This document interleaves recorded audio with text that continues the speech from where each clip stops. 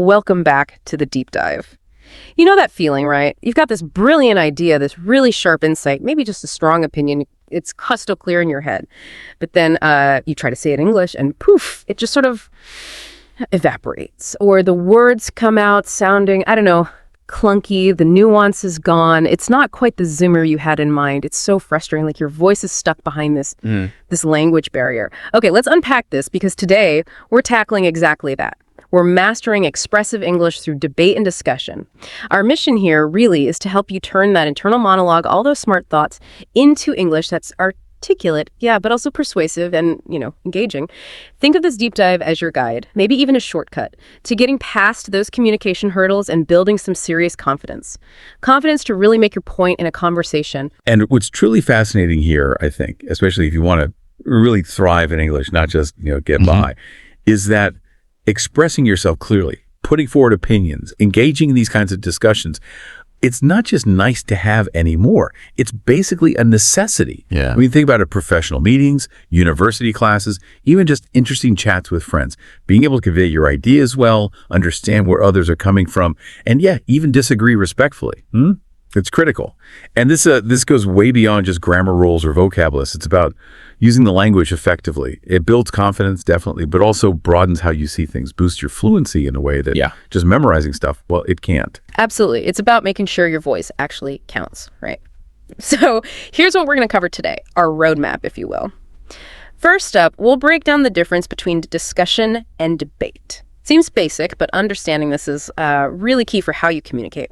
Then we're getting practical. We'll give you a toolkit, an arsenal even, of essential phrases. Not just what to say, but how and when.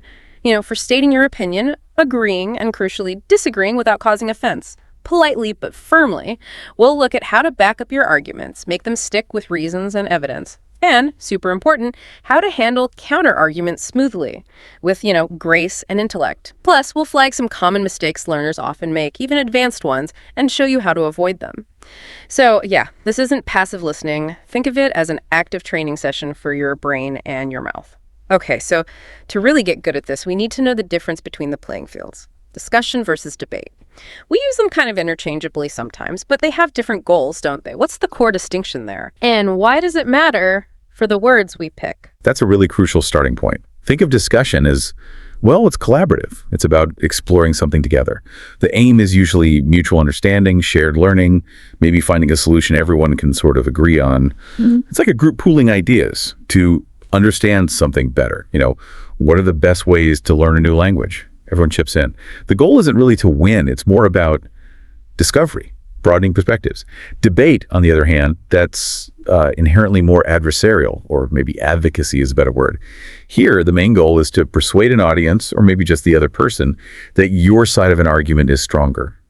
It's not really about finding common ground. It's about building a strong case, thinking about what the other side might say, and defending your position. Like artificial intelligence will ultimately help humanity more than harm it. That's a debate topic. You pick a side and argue for it. Okay, that makes sense. Discussion is building together. Debate is advocating a position. So what does that mean for us, for the language we choose? How does it change things? Oh, it changes your approach completely, strategically, I mean. In a discussion, you want language that's inviting, collaborative, maybe a bit open-ended. You might use phrases like, that's an interesting point. What if we also considered, or building on what you said? You're trying to encourage participation. Your tone is generally open. But in a debate, your language needs to be sharper, more assertive, precise, definitely persuasive. You're using phrases to make strong claims, introduce evidence, shoot down counter-arguments, often a bit more formal, perhaps. Getting comfortable with both lets you navigate all sorts of situations, right? From casual brainstorm to a formal presentation. You tailor your language for impact. That really clicks. I remember when I was learning French, I was in this discussion group, supposed to be collaborative, talking about local issues. And I'd done my homework, I knew the words, but I just couldn't jump in right. I'd have a point ready, but then someone else would talk, and my brain would just freeze up, trying to phrase it politely, but also strongly enough.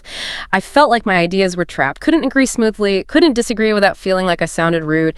And then, the perfect French phrase would pop into my head about 5 minutes after the conversation moved on.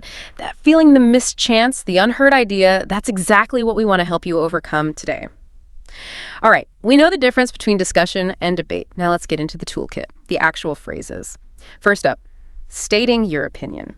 Seems simple, but there's so many ways to do it, depending on, how sure you are or whether you want to invite more chat. Okay, the basics first. Your straightforward options. In my opinion, or I believe that. Can't go wrong, really. Clear, direct. Like, in my opinion, flexible working hours boost productivity. Simple. Or, I believe that reading widely is key to improving vocabulary. Now, if you want to make it sound a bit more like your personal take, your angle on it, you could use, it seems to me that. Or, from my perspective. These are great for discussions. Kind of softens it slightly. It seems to me that younger generations are really driving conversations about sustainability. Or, from my perspective, the shift to remote work has had huge benefits for work-life balance, for some people anyway. And building on that, sometimes you feel really strongly about something, right? You want to convey that conviction. You can step it up a notch. I strongly believe shows clear conviction. But if you're like absolutely certain, maybe you've really thought it through or seen the evidence, I am convinced that is even stronger. It suggests your opinion is pretty solid, maybe unshakable. Think about the difference. I strongly believe education needs reform. Okay, strong opinion. Versus, I am convinced that project-based learning leads to deeper understanding. That sounds more definitive, based on something solid. Choosing the right phrase here really influences how people see your point. That's a really useful distinction, but, sometimes going in too strong, especially in a discussion, can kind of shut things down. There's an art to hedging, right? Softening it a bit, not because you're unsure, but to keep the door open for dialogue, make people more receptive. Exactly. Hedging isn't weakness, it's often a smart strategic move. It invites collaboration. Phrases like, I tend to think, or it could be argued that, are perfect for this. For example, I tend to think social media's impact isn't purely negative, it's quite complex. See, it leaves room. Or it could be argued that we need tighter regulations on data privacy. You're putting an idea out there for consideration. You can also use perhaps, or I'm inclined to believe that gentle introductions to your thought. Perhaps we should focus more on skills than just degrees. Or I'm inclined to believe that teamwork often sparks more creativity than working alone. It signals openness. Okay, quick practice time for you listening. Topic: the impact of technology on daily life. Just pause for a second, think about your view, and try forming a sentence using one of those phrases we just covered. Pick one that feels right for how strongly you feel or how you want to come across. Welcome back. Did you go for something strong like, I am convinced technology has fundamentally improved our access to information? Or maybe more open like, it seems to me that we need to be more mindful about technology's effect on our attention spans? C. The choice matters. It frames your whole contribution. All right, so you stated your opinion clearly. Now comes the interaction part, responding to what others say. And this is where agreeing and disagreeing skillfully really shows your communication chops. Agreement builds connection, but respectful disagreement, that's a power move. Let's start with agreement. It's how you build rapport, show you're tracking the conversation. Don't just nod. Use strong, clear phrases. I completely agree with you. That is a valid point. You are absolutely right. These work well, and for really strong agreement. I couldn't agree more. That's a good one. So if someone says consistent practice is crucial for language learning, you could jump in with, I couldn't agree more, consistency is everything. Now, the trickier part, respectful disagreement. This is where, honestly, a lot of learners stumble. Sometimes it's translating too directly. What sounds perfectly normal and direct in your language might sound blunt, even a bit rude in English. The absolute key, acknowledge their point first. Always. Show you heard them before you offer your different view. Makes them so much more likely to actually listen to you. Phrases like, I see your point, however, or while I understand that I must disagree, are gold. They validate and pivot. Example, someone says, reading is the only way to truly master English. You could say, I see your point about the importance of reading, however, I believe speaking practice is just as vital. Other good options, maybe slightly more formal, are, I'm afraid I do not share that view. Or introducing an alternative gently with, on the other hand, like, I'm afraid I do not share that view on the likely success of that strategy. Or, on the other hand, perhaps focusing on customer retention first might yield better results.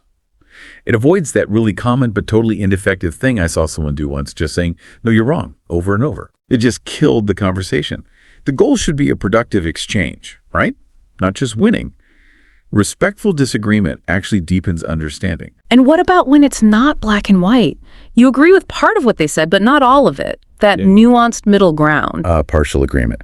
Very sophisticated move. It shows you can handle complexity. Yeah, exactly. Phrases like, I agree up to a point, but, or that is true, but are perfect. Like, I agree up to a point that stricter deadlines improve efficiency, but I think they can also stifle creativity if they're too rigid. Or, that's true that the initial data looks promising, but we also need to consider the long-term implications. You find the common ground, then add your own perspective or caution. Okay, great. So we can state our view, agree, disagree, but just having an opinion isn't enough, right? Especially in a debate or even just a persuasive discussion.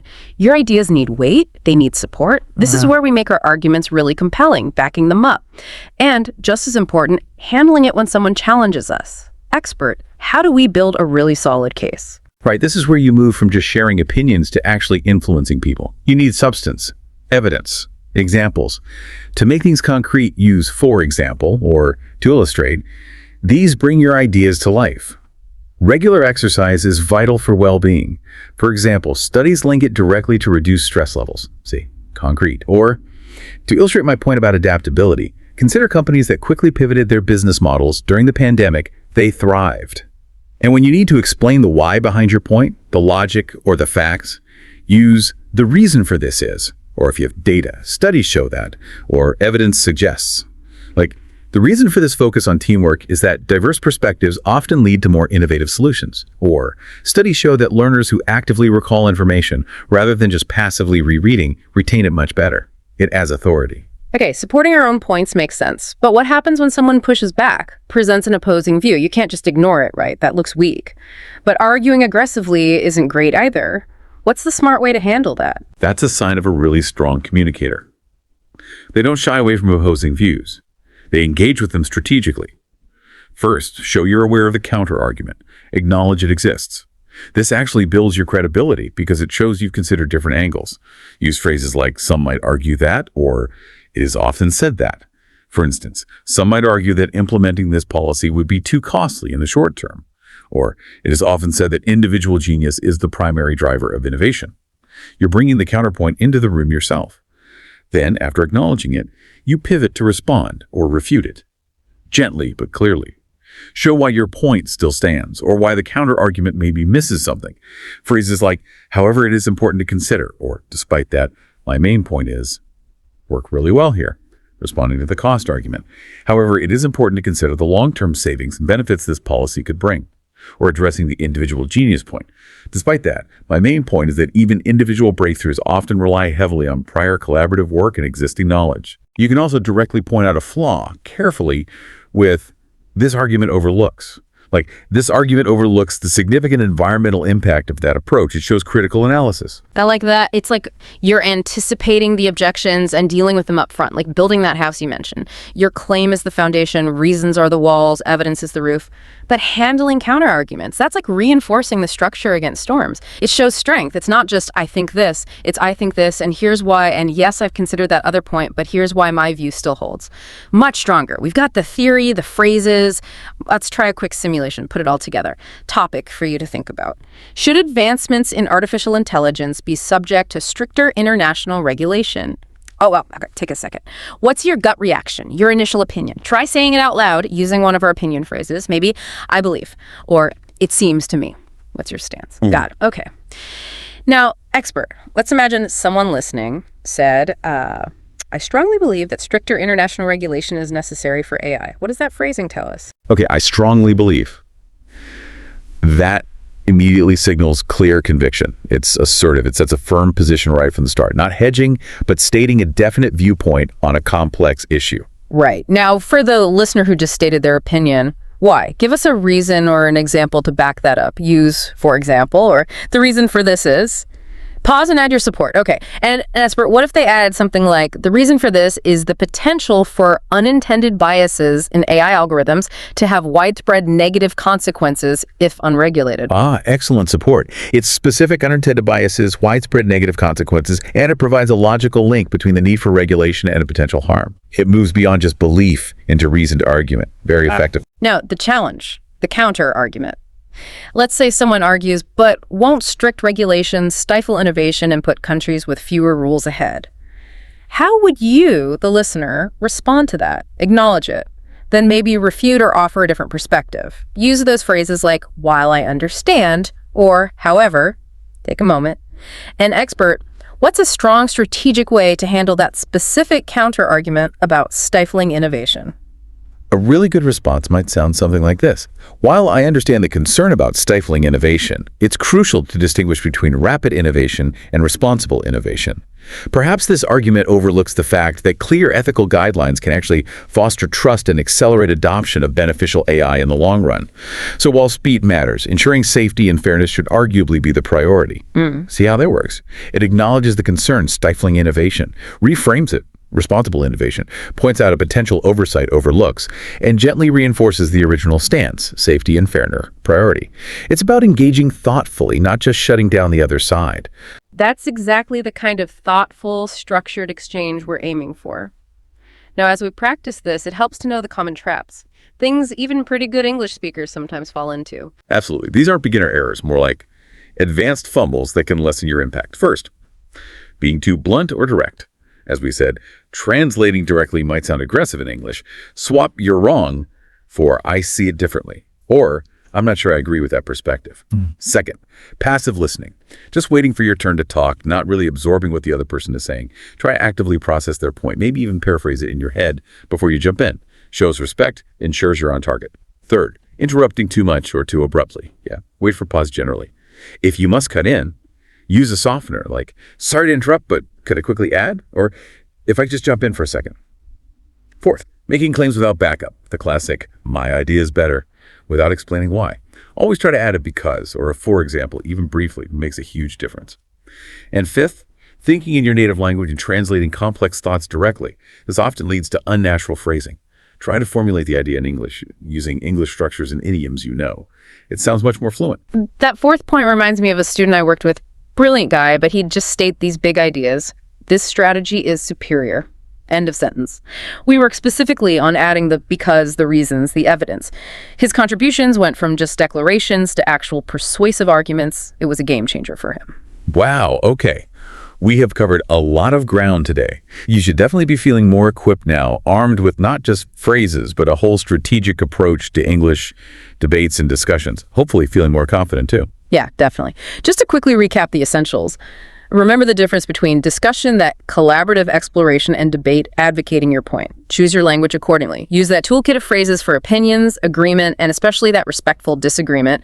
Back up everything you say with reasons or examples. And don't forget active listening, acknowledging other views, and keeping it respectful. Fluency, real fluency, isn't just speed. It's clarity, confidence, and persuasiveness. All right, so here's your final deep dive challenge. Something to chew on, apply everything we've talked about. It's a big one, quite complex, perfect for practicing these skills. Your challenge topic. Considering the rapid pace of technological change, should governments prioritize economic growth or environmental sustainability? Think about it. It's a genuine dilemma, right? Strong arguments on both sides. So, after we finish, take some time. First, figure out your own opinion. Where do you lean? Growth first, sustainability first, some kind of balance. Then list at least 2 solid reasons supporting your stance. Why do you think that? And finally, anticipate the counter-argument. What would someone on the other side say? And how would you respond to them respectfully, using the techniques we discussed to make your own point even stronger? Every time you jump into a discussion, state an opinion, handle a counter-argument. It's not just practice, it's a real step forward. You're honing your skills. Don't be afraid to try, even if it feels imperfect at first. Those mistakes, they're just learning opportunities in disguise. Let those brilliant ideas out. Absolutely. Your voice, your perspective, it matters. And the world, it's ready and waiting to hear your ideas, clearly and confidently expressed in English.